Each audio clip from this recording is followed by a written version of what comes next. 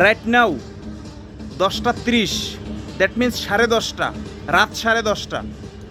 এখন আমি এই ভিডিওটা করতেছি যে আমি কোন কান্ট্রিতে বাস করি, আমি কোন কসুর চাকরি করি, আর এটা কিসের চাকরি সেটা আমি আমার মাথায় ধরতেছে না।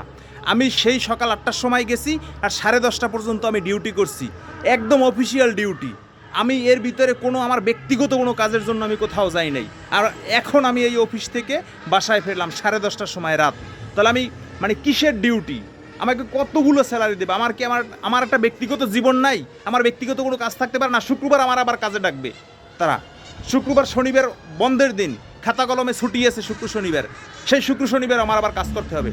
আর আমি কি কাজ করি? কোন ধরনের কাজ এটা? আমি কোনো মানে উদ্দেশ্য করে কাউকে বলতেছি না, এটা আর কি টোটালি বলতেছি যে আমাদের এই বাংলাদেশের প্রেক্ষাপটে আসলে এরকমই হয়ে থাকে। আর এখন আমি 10:30টার সময় বাসায় আসছি, এখন ঘুমাবো না? একটু ঠান্ডা মাথায় ঘুমাবো? ওই দেখেন ওই কিছু চুদির মেয়েরা এখন ওখান থেকে মানে এমন সাউন্ড দিয়ে এত লাউডলি তারা গান বাজাইবে, সেটা রাত 10টা 10:30 কিংবা রাত 3টে 4টে পর্যন্ত তারা গান বাজাইবে। তাহলে আমি ঘুমাবো কখন? কালকে রাতে এরকম ঘুমাইতে পারি নাই। দুই দিক থেকে তারা এমন বক্স বাজাইবে, এমন লাউডলি সাউন্ড দিয়ে তারা বক্স বাজাইবে, আসলে ঘুমানোর মতো কোনো ওয়ে থাকবে না।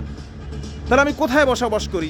এটাকে বাংলাদেশে মানে কিসে পরিণত হয়ে গেছে সেটা আমি বুঝতে, যে যার মতো পারতেছে মানে করতেছে। আজকে সারাদিন যখন বললাম, সারাটা দিন ইসলামবাগে একটা রোডের ভিতরে, যে রোডটা থেকে মেন রোড, যে এদিক থেকে ওদিকে গাড়ি যাওয়া আসা করে, চারদিক থেকে গাড়ি যাওয়া আসা করে, সেই রোডের মাঝখানে এপারে আর ওপারে মানে তারা গাছপালাই রাখছে, ওখান থেকে কেউ মানে কোনো গাড়ি চলাচল করতে পারবে না। সেখানে মাহফিল হইতে আছে।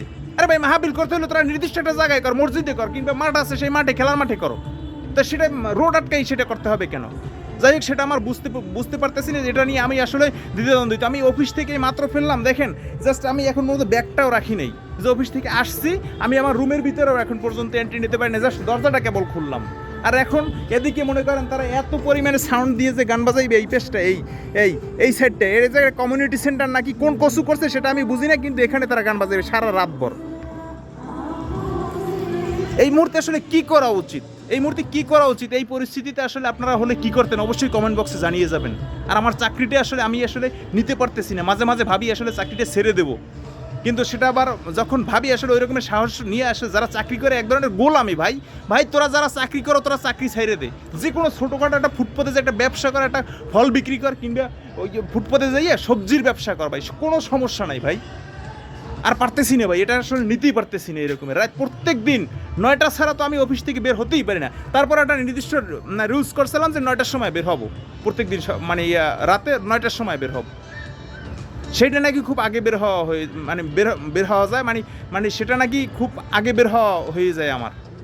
যাই হোক, এটা আপনাদের উদ্দেশ্যে বললাম, শুধু আমার ক্ষেত্রে না, এরকমের হাজার হাজার লোক আছে যারা আসলে এই দুঃশাসনের আওতায় আছে বা এই রকমের একটা পরিস্থিতিতে আছে।